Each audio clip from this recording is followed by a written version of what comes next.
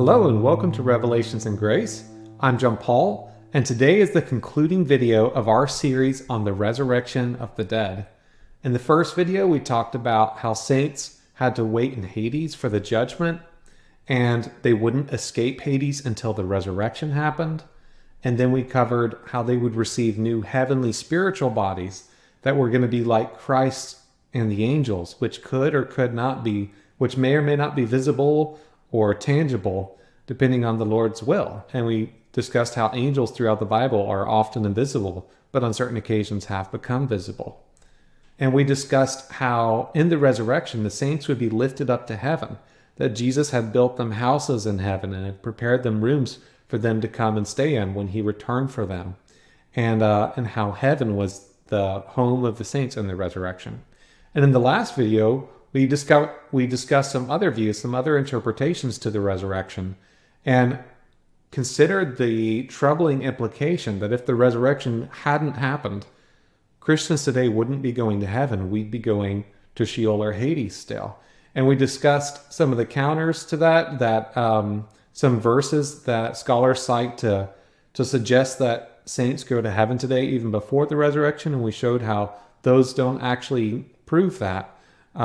And if you're curious about the popular views there and how in that discussion, you can watch the last video.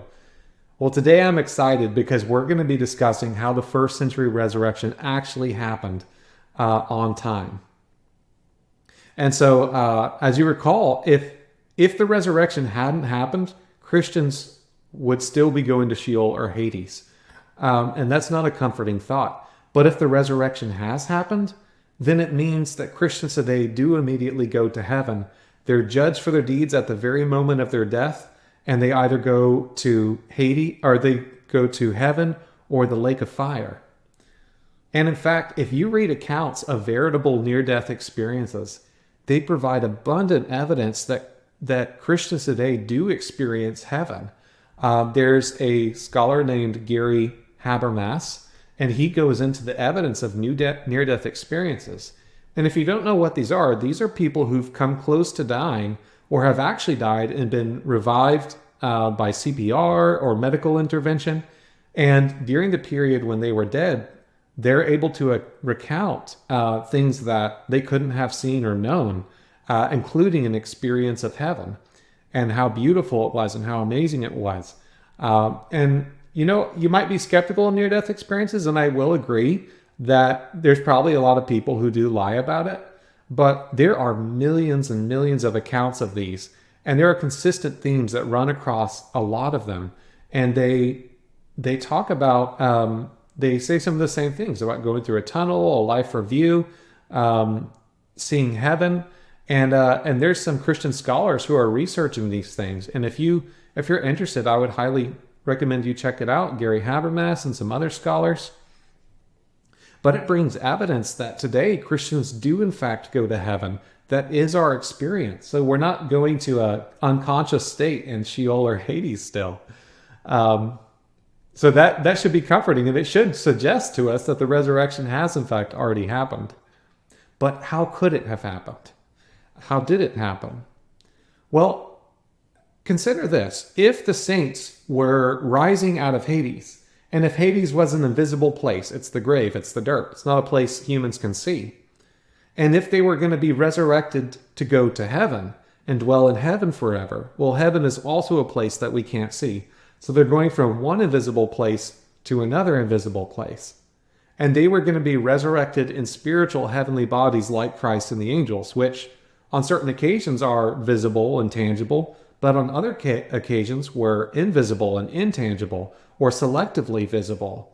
And even Jesus could disappear from their sight. So if they're going to be resurrected in bodies that could or could not be visible, it's possible that the resurrection was an entirely invisible event. They're coming from an invisible place, rising in invisible bodies, and going to another invisible place. We might not need an indication of the resurrection to believe it's already happened.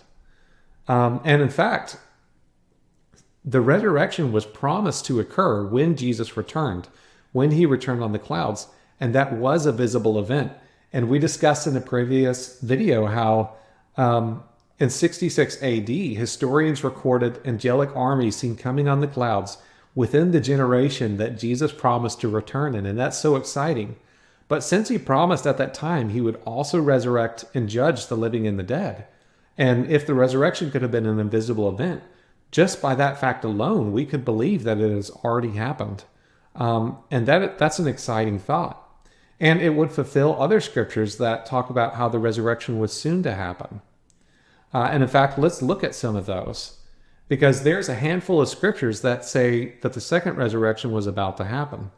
In Hebrews 13:14, in the David Bentley Hart translation, it says, "For here we have no abiding city, but instead seek the one about to come." That heavenly city that Jesus was making was about to come. And if we look at Hebrews 13:14 on Bible Hub, and we consider it in the Greek, you notice that that coming one is the word meluzin.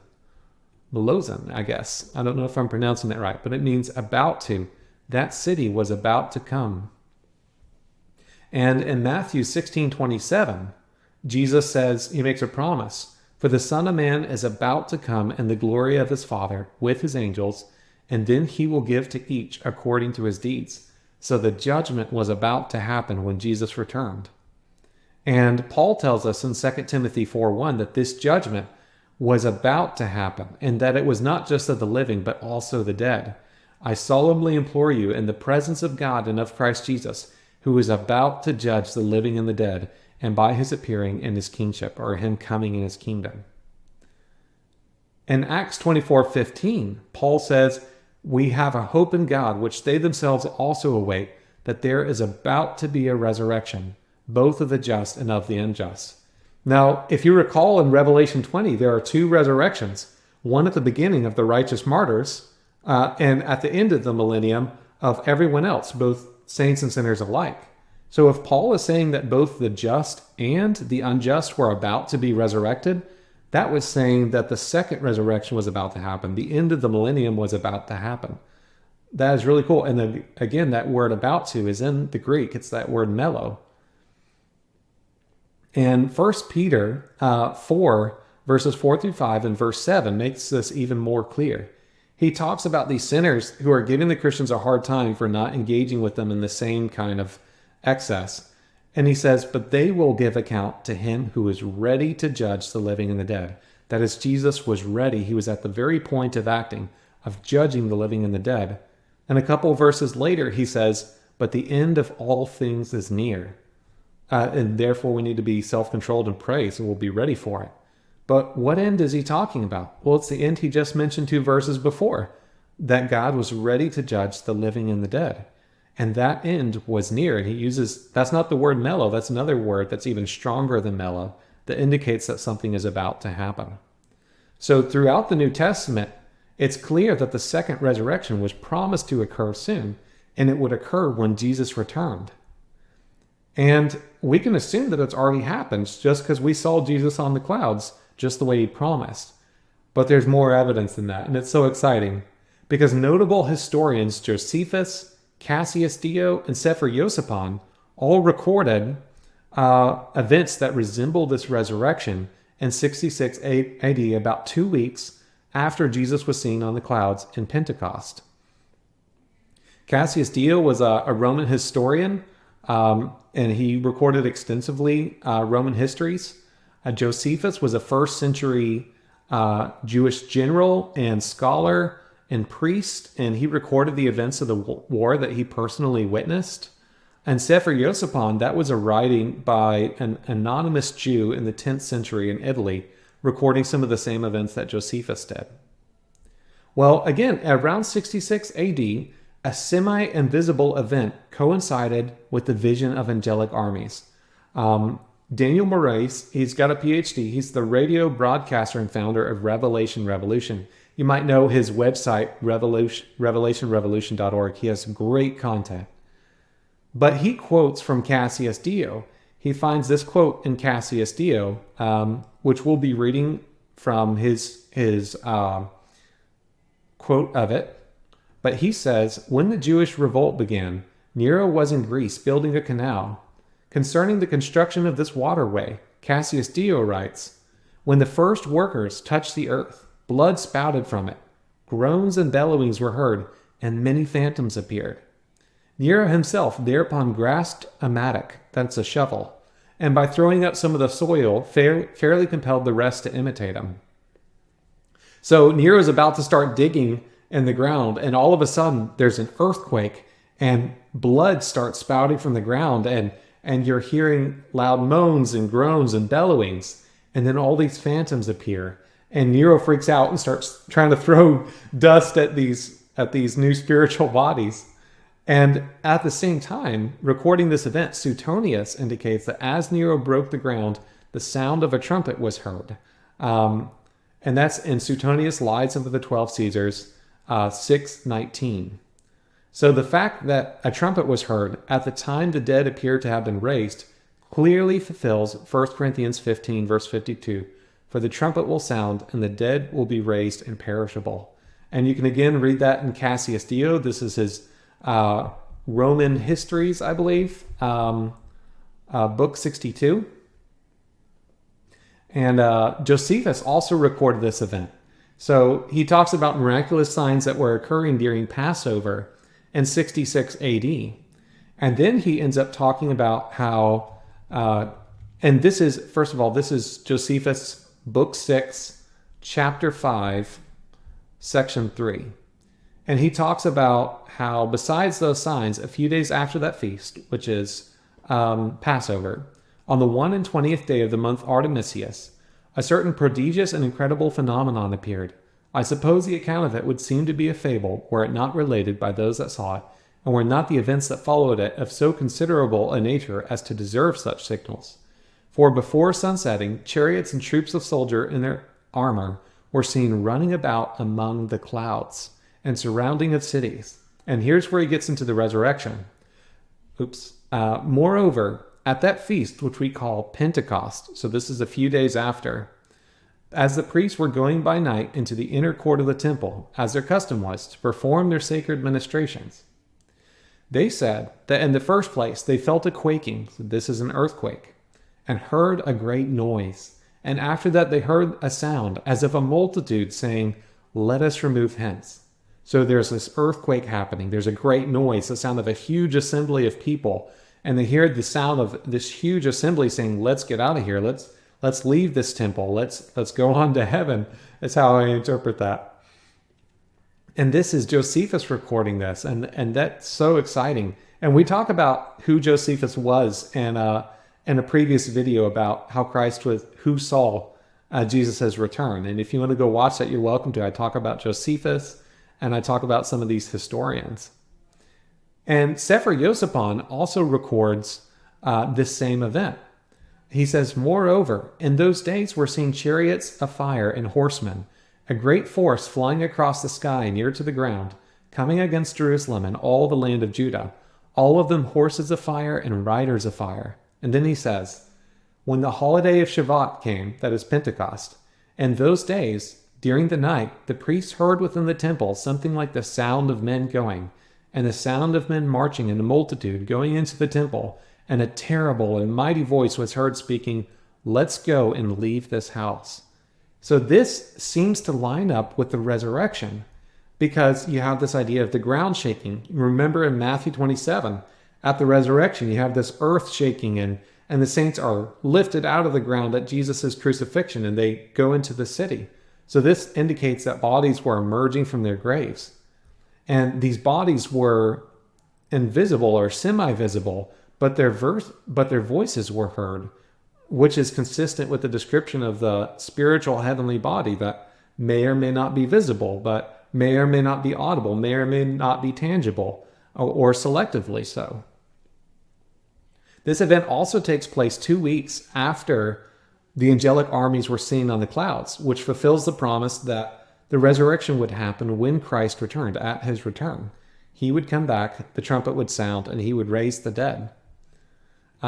These events also unfolded in 66 AD, which was in the generation that Jesus promised he would return, fulfilling the condition that the resurrection was imminent. So all these verses that say that the resurrection was about to happen, that was fulfilled in the fact that this was written in 66, that this happened in 66 AD. So this is encouraging because it means that the resurrection has already happened. But you should recognize that even if this event for some reason isn't the resurrection, we still have confidence to believe that it already happened, because the Bible promised it would occur soon. And we can trust what the Bible says, and that Jesus returned as he said he would. And we actually have historical evidence for that. So even if these events weren't somehow the resurrection, we can still believe that it's happened. But these events provide powerful evidence that in fact it has happened. And this should provide really a lot of encouragement for us today, because since the resurrection has already happened, that means Christians go to heaven when they die. They don't go to Hades or Sheol. Instead, when they die, they're immediately judged. They receive that life review. And not just, all of humanity. We receive that life review, and Christians go on to heaven, and those who reject Christ's forgiveness go on to the lake of fire. But there's no more waiting in this temporary place, Sheol or Hades. And so that can be of great comfort to us today. And Revelation 14:13 describes the blessedness we receive at the resurrection. It says, "I heard a voice from heaven saying, 'Right, blessed are the dead who die in the Lord from now on. Yes, says the Spirit, that they may rest from their labors, for their works follow them.'" If you recall how Ecclesiastes was saying there's no work or thought or deed or memory or knowledge in Sheol to where you're going, there's no purpose. Whatever you do in this life, make it count, because there's no point afterwards. This is the opposite of that. It describes there's going to be consciousness. Your works are going to follow you. They're going to be celebrated. They're going to be remembered. You're going to have consciousness in the afterlife, because now heaven is opened. And that's such an exciting thing to think about, that today our loved ones are in heaven and we're going to heaven. So, I cycled back to the beginning. It's true. A lot of Christians, most Christians believe we go to heaven when they die. They just haven't realized that this means the resurrection has already happened, because we can only go to heaven if the resurrection has already happened. I like to describe it kind of like one way you can understand what the resurrection was all about.